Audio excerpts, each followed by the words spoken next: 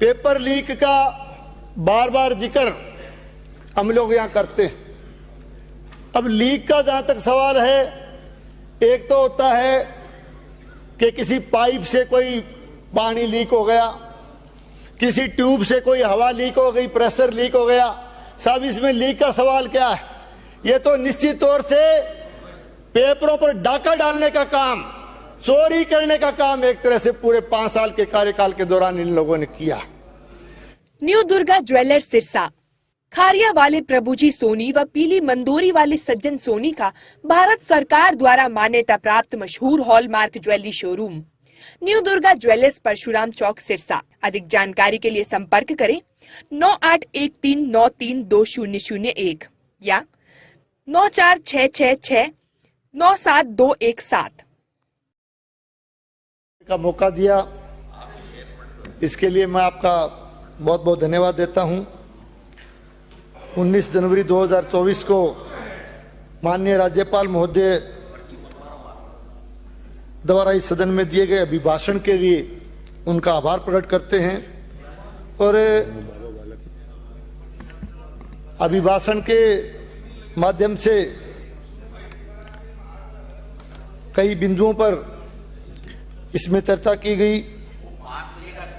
बिंदु संख्या 27 पे देंगे तो 5:03 हो गए, व्यवस्था दे दीजिए। अभी 3:03 5:03 हो गए तो दे दीजिए व्यवस्था। अभी 3 बजे, अभी तो 3 बजे हैं,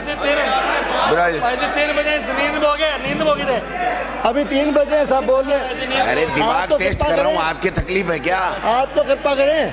अरे चेयर का दिमाग टेस्ट कर रहा हूँ, आपकी दिक्कत है क्या? समय का ध्यान नहीं रखोगे तो गड़बड़ हो जाएगी। जुटा थोड़ा सा मानिए। बिंदु संख्या 27 पर किसान कर्जा माफी का जिक्र किया गया। 2018 के चुनाव के समय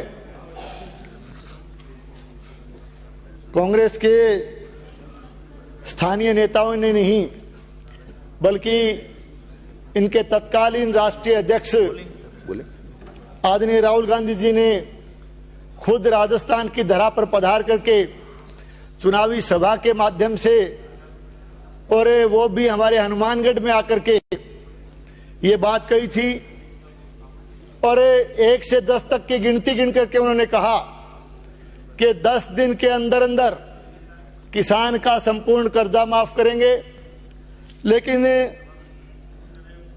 कहते हुए तकलीफ है कि पूरे 10 दिन भी निकल गए, 5 साल भी निकल गए और पूरे 5 साल में इनके कार्यकाल के दौरान राजस्थान प्रदेश का किसान कर्जा माफी के लिए तरस गया और एक तरह से कर्जा माफी के स्थान पर 19,000 से ज्यादा लोगों की जमीनें उसमें कुड़क हुई, जमीनें उसमें नीलाम हुई और राजस्थान प्रदेश में कई स्थानों पर किसानों को आत्महत्या तक करने के लिए मजबूर होना पड़ा। यह स्थिति पूरे 5 साल के दौरान इनके शासन में रही।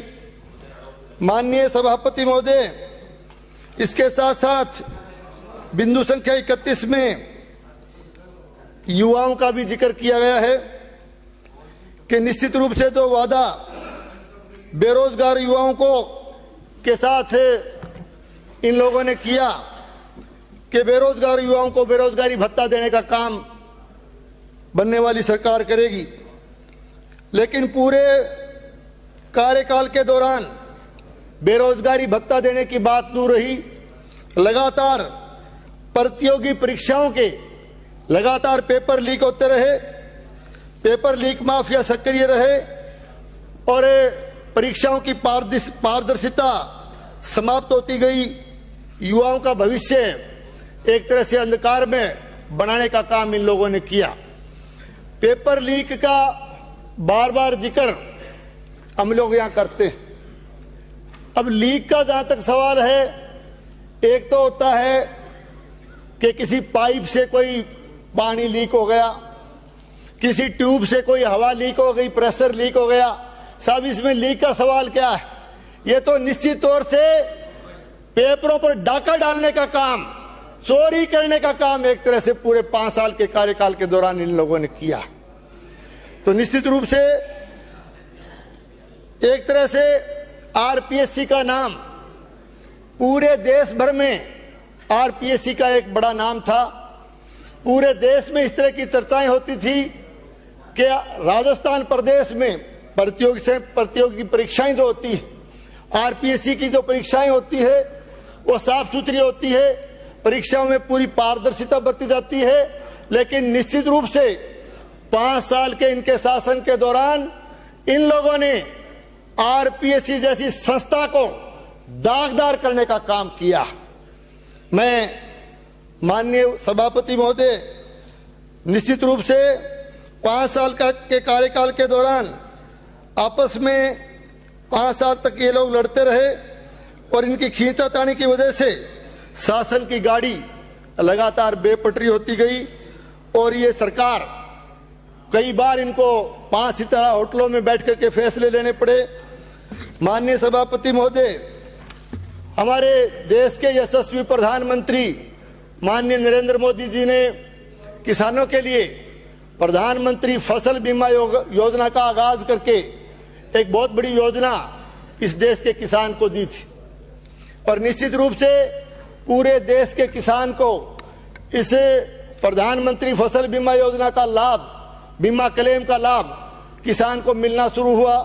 लेकिन निश्चित तौर से राजस्थान प्रदेश की पिछली सरकार के कार्यकाल के दौरान इनकी किसान विरोधी नीतियों के चलते प्रधानमंत्री फसल बीमा योजना को भी एक तरह से उसमें भी बड़ी भारी बाधा उत्पन्न करने का काम इन लोगों ने किया।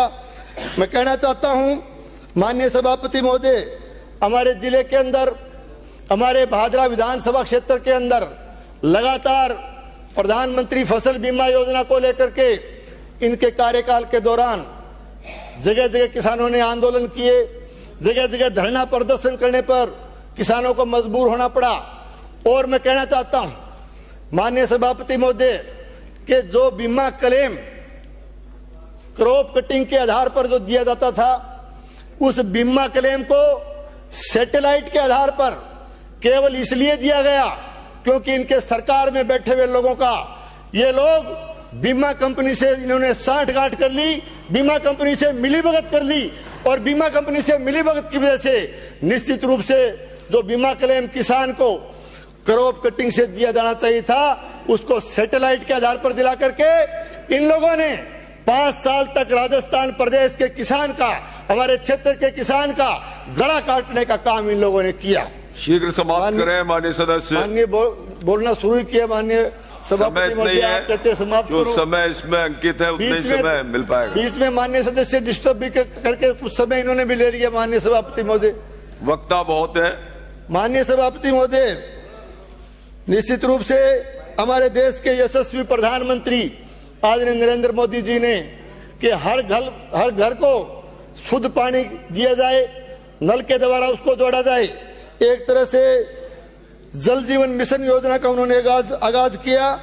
लेकिन पिछली राजस्थान प्रदेश की जन विरोधी सरकार की वजह से जो है ये जल जीवन मिशन योजना को भी एक तरह से उस योजना में भी इन लोगों ने बड़ी भारी बाधा उत्पन्न करने का काम किया।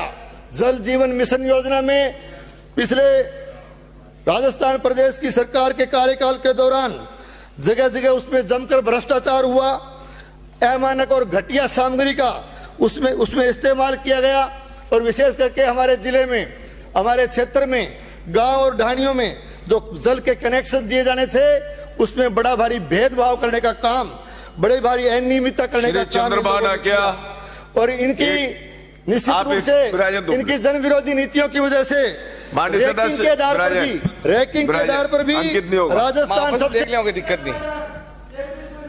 श्री चंद्रबाना क्या एक काम करो सर,